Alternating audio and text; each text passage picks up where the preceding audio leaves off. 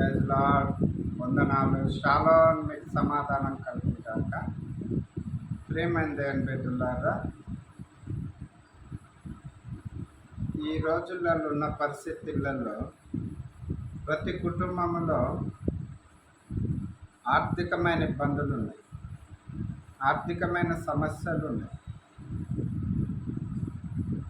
ఆర్థికమైన సమస్యలు ఉన్నప్పుడు భార్య భర్తల మధ్యలో కూడా సమాధానం ఉండదు, పిల్లలను కూడా ప్రేమించలేము.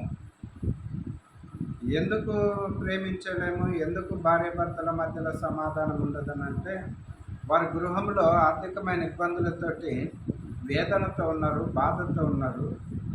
అప్పుల బాధ కావచ్చు, ఏదేమైనప్పుడు కూడా కుటుంబంలో ఉన్న ప్రతి అవసరత కూడా వారి మీద పడుతున్నప్పుడు, వారికి చాలని జీతంతో పోషణ కొనసాగిస్తున్నప్పుడు వారు ఎంతో వేదన పడుతున్నారు. కానీ ఒక మాట జ్ఞాపకం చేస్తారు. ప్రియమైన దేవుని బిడ్డలారా, చాలా జాగ్రత్తగా గమనించండి. ఏలియా కరువు కాలంలో మహాభయంకరమైన దినాలలో మంచినీళ్ళు కూడా దొరకని సమయాలలో గేనేతు వాగు దగ్గర కొన్ని రోజులు ఉంటాడు. ప్రియమైన దేవుని బిడ్డలారా, దేవుడు మాట ఇచ్చినవాడు, ఏలియాకు మాట ఇచ్చినవాడు, నీకు నాకు కూడా మాట ఇచ్చినవాడు, నమ్మతగినవాడు కదా.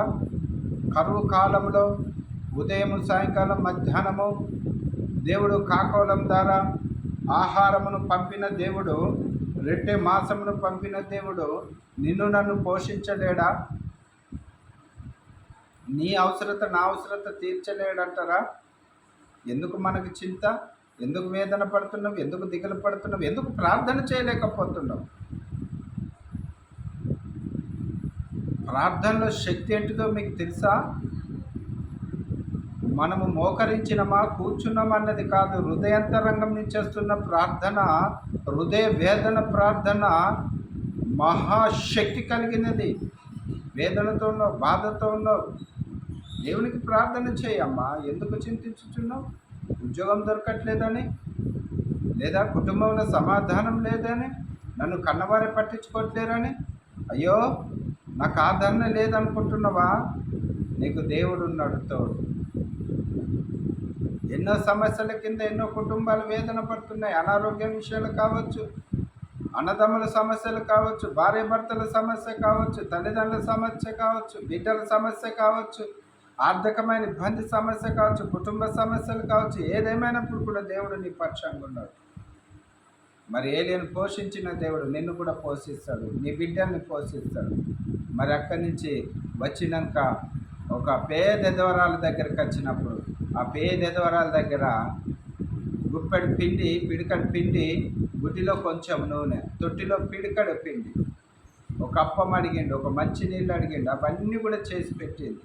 మొదటప్పం నాకి అమ్మ, నీ హృదయంలో మొదటి స్థానం దేవునికి, నీ హృదయంలో కలవరం తీసే, నీ హృదయంలో వేదన తీసే.